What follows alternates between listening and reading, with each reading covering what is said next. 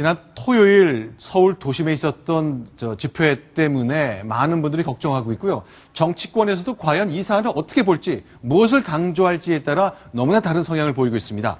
그런데 지금 쓰러져 계신 농민운동가 백남기 씨 얘기도 저희가 좀 잠시 후 해보겠고요. 한상균 민주노총 위원장의 얘기도 점검해 보겠습니다. 일단 배혜림 기자, 광화문 시위 때요. 일단 백남기 씨가 쓰러졌는데 현재 상황은 어떻습니까? 네, 백남기 씨는 현재 서울대병원에 입원 중에 있습니다. 네. 시위 당일에 뇌출혈 증세를 보여서 수술을 했고 중환자실에 입원해 있는데 아직까지 의식을 회복하지 못한 상태입니다. 자, 지금 화면에 보이는 건 물대포를 맞고 쓰러졌던 68세 백남기 씨. 일단 주위에서 사람들이 다가와서 끌어내서 좀 치료를 하기 위해서 옮기는 모습을 좀 보고 있습니다. 자, 그런데 백남기 씨 어떤 분일까? 왜 68세의 고령의 노인이 저렇게 시위대 전면에 서서 폭력 시위까지 가담하게 되면서 저렇게 물대포를 맞게 됐을까 하는 궁금증이 생기거든요. 어떤 분인가요? 네, 백남기 씨는 광주고를 졸업을 했고요. 네. 그리고 68학번 중앙대 행정학과에 입학을 했습니다. 네. 이후에 1971년부터 80년 사이에 네. 세 차례 이 제적을 당했습니다. 시위에 가담한 혐의였는데요. 네. 80년에는 5.18 계엄령이 선포됐을 때 이제 학생운동을 주도하면서 계엄 네. 포고령 위반 혐의로 3년간 복역을 했고 네. 이 출소한 후에는 보성에서 30여 년 동안 농사를 짓다가 네. 이후에 우리밀 살리기 운동본부 광주 전남본부 전 공동대표를 지냈고 지금은 자문위원으로 활동 중인 것으로 전해졌습니다. 네. 자, 백남기 씨. 자, 지금 보시는 장면은요, 전남 보성군입니다. 웅치면인데요. 오늘 저희가 오후에 뉴스탑10 팀이 촬영을 한 겁니다. 자, 저곳에서 농사를 했다는 거죠? 네, 그렇습니다. 30년 동안 저곳에서 농사를 지었고, 그리고 이제 그 농민 단체에 있으면서 여러 가지 시위에 가담한 것으로 그렇게 알려져 있습니다. 네, 자, 그러면요, 저희가 직접 그때 백남기 씨를 잘 아는 분들의 인터뷰를 땄는데, 과연 이분들은 주위에 백남기 씨를 어떻게 설명하고 있을까요? 저희가 목소리 직접 들려드리겠습니다. 지금 여기는 이제 수도작인데, 수도작을 10한 4, 5담보 지면서, 옛날에 그 우리밀 살리기 본부를 했거든요. 성실한 분이죠. 이장을 약 한 10여 년간 하면서 이장뿐만 아니라 마을의 모든 일 있다 하면은 앞장서고 아주 성실한 분. 농민운동을 같은 집안일을 놔두라도 우리 모든 마을이나 웅치면을 위해서는 모든 일을 합니다. 건강은 좋은 편이에요. 아, 예, 예. 아주 건강하고 좋은 편. 아주 건강한 분이요. 예, 네. 네, 친구분이고 이제 이장을 지냈기 때문에 마을분인데, 이제 지금 그 부상을 당해서 병원에 입원 중이지만 굉장히 좋은 이웃으로 기억을 하시네요. 네, 그렇습니다. 네, 오늘 그 경찰이 이 살수차 문제가 이 과잉 진압이었는지 아니었는지에 대해서 네. 기자들의 질문이 있어서 네. 이것을 시연을 했습니다. 네. 오늘 중구에 있는 서울지방경찰청 기동본부에서 이 경찰 관계자들이 살수차를 가져왔는데 저 살수차는 14일 집회 당시에 쓰였던 살수차는 아닙니다. 네. 지금 충남지방경찰청 소속의 살수차가 이 14일에 이용됐던 것이고요. 네. 이것과 가장 비슷한 2011년 모델의 살수차를 가지고 시연을 하고 있는 모습인데요. 네. 이 살수차에는 10m가량 이렇게 뿜어질 10m가량 높이의 붐대가 설치되어 있고 그 위에서 지금 물이 쏟아지는 모습입니다. 저기에 카메라가 달려 있는데 이 경찰은 당시에 백남기 씨를 물대포를 쏘았을 때 이 백남기 씨가 쓰러져 있는지 몰랐다 이렇게 해명을 했거든요. 네. 그래서 기자들이 과연 정말 보이지 않는 것인가를 확인하기 위해서 오늘 시연을 요청을 했고 네. 실제로 들어가서 봤더니 이 화면이 너무 작아서 그 대상이 잘 보이지 않는 것은 네. 맞다 이렇게 확인이 됐습니다. 자, 그러니까 지금 이제 살수차 시연까지 한 거 지난주 토요일 날 저렇게 쏴야 할 만큼 긴박한 상황에 다다랐다고 보는 겁니까? 그러니까 지금 일단 그 당시에 네. 뭐 쇠파이프도 등장을 했고 네. 차량에 불을 지려고도 했었고 또 버스에 밧줄을 묶어서 버스를 쓰러뜨리려고 했었던 여러 가지 시도가 있었잖아요. 네. 그러니까 경찰 입장에서는 그 당시에 시위 자체가 불법화되고 폭력화되니 어쩔 수 없이 물을 쏠 수밖에 없었다라는 취지고, 근데 이제 다만 저 직사를 하는 거는 네. 규정에 좀 위반되는 거는 사실입니다. 근데 이게 사람이 있는 줄을 몰랐다는 취지로 일단 경찰에서는 해명을 하고 있는 거고요. 네. 그만큼 상황이 급박했기 때문에 어쩔 수 없이 저렇게 네. 살수차를 사용해서 직사를 할 수밖에 없었다는 취지의 주장을 하고 있는 거죠. 네, 당시 장면 이제 버스를 이제 밧줄에 묶어서 끌어당기고 수액파이프로 유리를 부시고 저런 장면 끝에 물대포가 계속 발사됐던 건데 저렇게 규정이 맞는 겁니까? 저렇게 살수차를 쓴다는 거, 최루액을 분사한다는 거 할 때 이런 정도의 장비를 사야 되고 수압은 어느 정도고 다 법과 규정이 다 있는 거죠? 네, 규정이 다 있는데요. 그래서 지금 경찰이 지금 보지 못했다라는 부분은 어느 정도 납득이 되지만 네. 시당초 시작을 할 때 그러니까 최루액이 포함된 살수차 같은 경우에는 15도 이상의 각도를 사용해서 이제 위로 쏴야 되거든요. 그러니까 애시당초 그 부분에 대한 잘못은 분명히 있는 것 같고요. 네. 그러니까 그 규정상에 이제 최루액이 있을 때 각도하고 네. 만약에 뭐 어쩔 수 없이 직사를 해야 되는 경우도 있지 않습니까? 네, 그렇죠. 직사를 해야 되는 경우에도 허리 밑에 부분을 쏘도록 이제 규정이 돼 있는데 네. 일단 지금 이 백 씨 같은 경우에는 얼굴을 맞고 쓰러졌다라고 지금 알려져 있는 상황이라 네. 그런 부분에 대한 규정 위반은 있는 상황이죠. 네, 알겠습니다. 오늘 이종걸 새정치민주연합의 원내대표가 서울대학병원을 찾아서 백남기 씨를 만났습니다. 그 장면을 저희가 좀 준비했는데 영상으로 먼저 확인하겠습니다. 뭘 잘못했다고 저렇게 비참하게 가십니까? 모시고 살아보니까 너무 바른 마음밖에 없어요. 영상을 봤는데 사람을 그렇게 죽일 수가 있는데 책임 있는 사람이 나와서 사과를 해야 된다고 생각합니다. 오늘도 의식이 돌아오실지도 모르겠다고 그런 말씀 드렸어요? 네. 지금 약물 오전하고 계시고 네. 발 공기가 많이 빠지죠. 아니 호흡이 많이 아프시죠. 네, 새정치민주연합 이제 토요일 날 있었던 한 가지 현상을 놓고 정치권마다 각각 원하는 것을 보고 강조를 하고 있는데요. 일단 새정치민주연합에서는 불법 폭력 시위에 대한 언급은 전혀 하지 않은 가운데 일단 부상을 당한 백남기 씨에 대한 위로에 집중하고 있습니다. 어떻게 봐야 되는 거죠? 네, 이종걸 원내대표가 지금 병문안하는 모습도 보셨고요. 문재인 대표도 병실을 다녀왔습니다.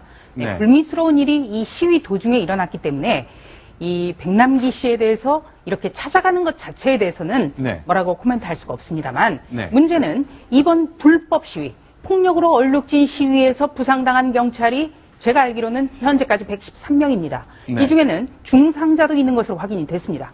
이 새정치민주연합이 백남기 씨를 병문하는 것도 좋은데 그렇다 한다면 이 불법 시위를 촉발한 이 원인도 좀 따지고 네. 절대 시위가 불법이라든지 어떤 탈법이라든지 폭력이 빚어져서는 안 된다는 점도 아울러 지적해주면서 네. 부상당한 경찰도 좀 찾아갔으면 어떨까 이런 생각을 지울 수가 없습니다.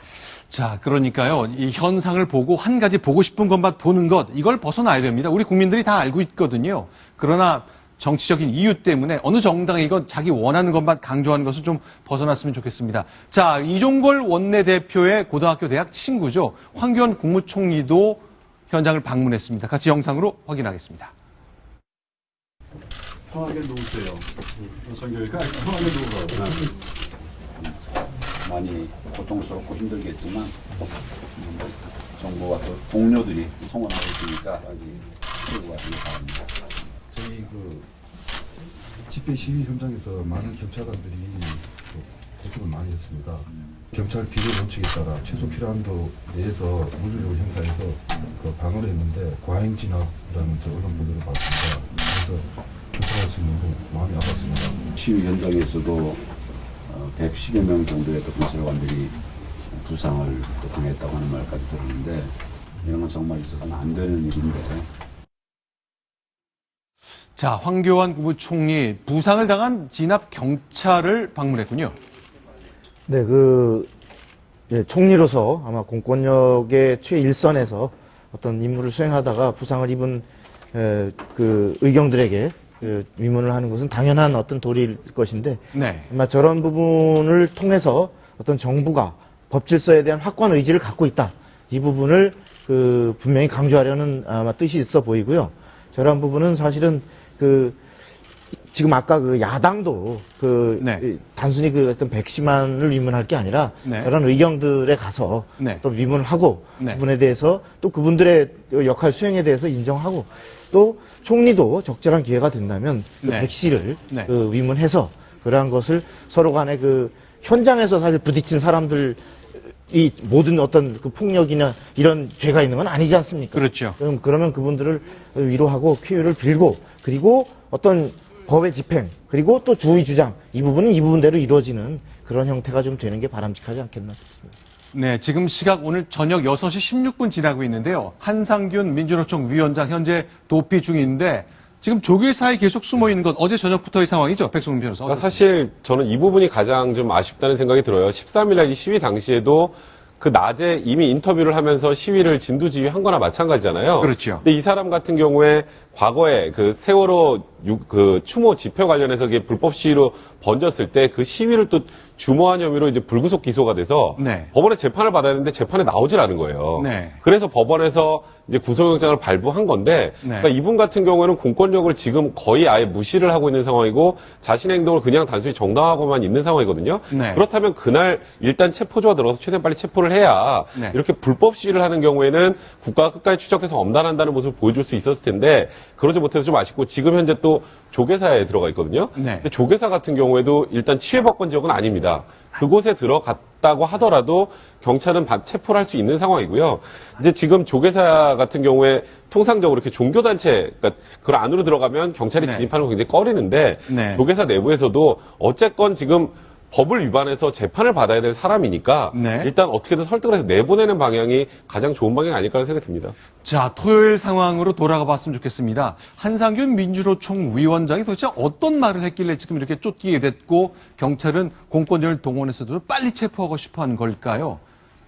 어떻습니까? 한번 들어보겠습니다. 이런 정도의 얘기를 하면 여러분들은 어떻게 생각하실지 모르겠네요. 직접 듣겠습니다. 우리는 이 서울을 뒤집으러 온 것이라 생각합니다. 본인 정권의 실장으로 장하도록 실격하라. 동지들 자신 있습니까? 자, 서울을 뒤집자. 네. 불의의 상징 청와대로 가자. 어떻게 봐야 됩니까? 그러니까 애시당초 지금 저런 얘기를 들어보시면 그날의 시위의 목적은 청와대까지 진격을 하는 게 목적이었다는 걸 명백하게 알 수 있고요.